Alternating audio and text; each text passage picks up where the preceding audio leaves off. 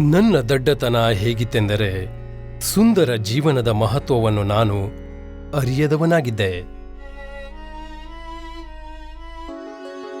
ಕ್ಯಾನ್ಸರ್ನಿಂದ ಪೀಡಿತರಾದವರ ಅನಿಸಿಕೆ ಸ್ವಲ್ಪ ಇದೇ ತರಹ.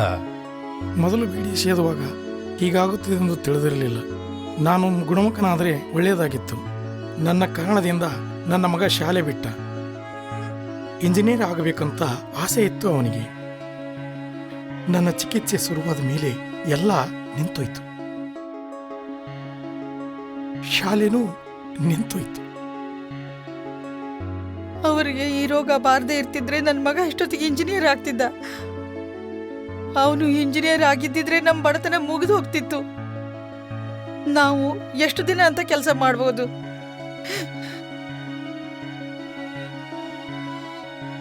ತಂಬಾಕಿನ ಕೆಟ್ಟ ಪರಿಣಾಮ ಬರೀ ದೊಡ್ಡವರ ಮೇಲೆ ಅಷ್ಟೇ ಅಲ್ಲ, ಮಕ್ಕಳ ಮೇಲೂ ಇದು ಬೀರುತ್ತಿದೆ. ನನ್ನ ಹೆಸರು ಪೂನಮ್ ಅಂತ. ನನ್ಗೆ 7 ವರ್ಷ. ನಾನು ಕೇತಲ್ ಗುಟ್ಕಾ ತಿಂತೀನಿ. ಬಾಲ್ಯದಲ್ಲಿ ತಗುಲಿದ ಈ ವ್ಯಸನದಿಂದ ಆಗುವ ಹಾನಿಯನ್ನು ಭವಿಷ್ಯದಲ್ಲಿ ಅನುಭವಿಸಬೇಕಾಗುತ್ತದೆ ಮತ್ತು ಈ ವಿಷಯದ ಅರಿವಾಗುವಷ್ಟರಲ್ಲಿ ತಡವಾಗಿ ಬಿಟ್ಟಿರುತ್ತದೆ. ಚಿಕ್ಕಂದಿನಿಂದಲೇ ಗೆಳೆಯರ ಜೊತೆ ಈ ಚಟ ಹತ್ಕೊಂಡಿತ್ತು. ನನಗೆ ಇಷ್ಟು ಚಿಕ್ಕ ವಯಸ್ಸಿನಲ್ಲಿ ಇಷ್ಟೊಂದು ತೊಂದರೆ ಆಗುತ್ತೆ ಅಂತ ತಿಳಿದಿರಲಿಲ್ಲ.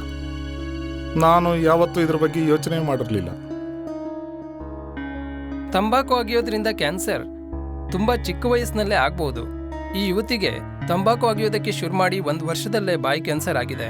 ಇವಳಿಗೆ ಬರೀ 27 ವರ್ಷ. ಧೂಮ್ರಪಾನ ನಿಮ್ಮ ಜೀವನದ 10 ವರ್ಷಗಳನ್ನು ಕಡಿಮೆ ಮಾಡುತ್ತದೆ. ತಂಬಾಕನ್ನ ಯಾವುದೇ ರೂಪದಲ್ಲಿ ಸೇವಿಸಿದ್ರೂ ಕ್ಯಾನ್ಸರ್ ಆಗಬಹುದು. ಸಿಗರೇಟ್, ಬೀಡಿ, ಪಾನ್, ಜರ್ದಾ, ಖೈನಿ, ಮಾವ ಅಥವಾ ಸಾಮಾನ್ಯವಾಗಿ ಬಳಸುವ ಪಾನ್, ಈ ಎಲ್ಲವುಗಳಿಂದ ಎಂಥ ಪ್ರಕಾರದ ಕ್ಯಾನ್ಸರ್ ಆಗಬಹುದು, ಎಷ್ಟು ಭಯಾನಕ ಇರಬಹುದು, ಹಾನಿ ಎಷ್ಟಾಗಬಹುದು ಅನ್ನೋದನ್ನ ನೀವು ಊಹಿಸೋದಿಕ್ಕೆ ಸಾಧ್ಯ ಇಲ್ಲ. ಭಾರತದಲ್ಲಿ ಸುಮಾರು 27.5 ಕೋಟಿ ಜನರು ತಂಬಾಕನ್ನು ಬಳಸುತ್ತಿದ್ದಾರೆ. 15 ವರ್ಷಕ್ಕಿಂತ ಮೇಲ್ಪಟ್ಟ ವಯಸ್ಸಿನವರಲ್ಲಿ 35% ಯುವಜನರು ಒಂದಲ್ಲ ಒಂದು ಪ್ರಕಾರದ ತಂಬಾಕನ್ನು ಬಳಸುತ್ತಿದ್ದಾರೆ. ಧೂಮ್ರಪಾನದಿಂದ ಹೊರಬರುವ ಹೊಗೆ ಧೂಮ್ರಪಾನ ಮಾಡದಿರುವವರಿಗೂ ಶಾರೀರಿಕ, ಮಾನಸಿಕ ಹಾಗೂ ಆರ್ಥಿಕವಾಗಿ ಪರಿಣಾಮ ಉಂಟುಮಾಡುತ್ತದೆ.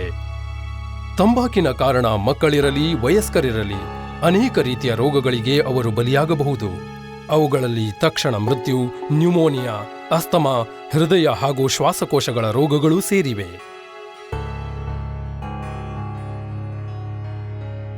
2011 ಮೇ 25 ತಿಳಿತು ಬಯಾಪ್ಸಿ ರಿಪೋರ್ಟಿಂದ ಇವರಿಗೆ ಕ್ಯಾನ್ಸರ್ ಆಗಿದೆ ಅಂತ.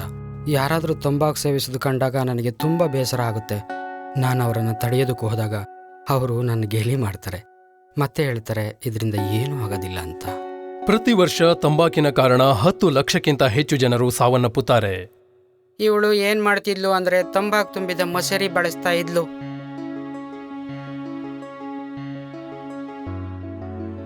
ಅವಳಿಗೆ ಕ್ಯಾನ್ಸರ್ ಆಗಿದೆ ಅಂತ ಡಾಕ್ಟರ್ ಹೇಳಿದ್ದಾರೆ. ಪ್ರತಿ 10ರಲ್ಲಿ ಒಬ್ಬರು ಧೂಮ್ರಪಾನದ ಕಾರಣ ಸಾವನ್ನಪ್ಪುತ್ತಾರೆ. ನಾನು ನನ್ನ 16 ವರ್ಷ ವಯಸ್ಸಿನಿಂದಲೇ ಸಿಗರೇಟ್ ಸೇದೋದಕ್ಕೆ ಶುರು ಮಾಡಿದ್ದೆ. ಅದರಿಂದ ನನಗೆ ತೊಂದರೆ ಆಗಿದೆ. ನನ್ನ ಶ್ವಾಸನಾಳವನ್ನ ತೆಗೆಯಲಾಗಿದೆ. ನನ್ನ ಕೊರಳಿನಲ್ಲಿ ಒಂದು ತೂತು ಮಾಡಲಾಗಿದೆ. ಅದರ ಮೂಲಕ ನಾನೀಗ ಉಸಿರಾಡ್ತಾ ಇದ್ದೇನೆ. ಜೀವನ ಇರುವುದು ಸುಂದರವಾಗಿ ಬಾಳುವುದಕ್ಕೆ, ಹಾಳು ಮಾಡಿಕೊಳ್ಳುವುದಕ್ಕೆ ಅಲ್ಲ. ತಂಬಾಕಿನಿಂದ ದೂರ ಇದ್ದು ನಿಮಗಾಗಿ ಮತ್ತು ನಿಮ್ಮ ಮುಂದಿನ ಪೀಳಿಗೆಗಾಗಿ ಒಂದು ಸುರಕ್ಷಿತ ಭವಿಷ್ಯವನ್ನು ಖಾತ್ರಿಪಡಿಸಿಕೊಳ್ಳಿ. ದೇಶವನ್ನು ತಂಬಾಕು ಮುಕ್ತವನ್ನಾಗಿ ಮಾಡಿ.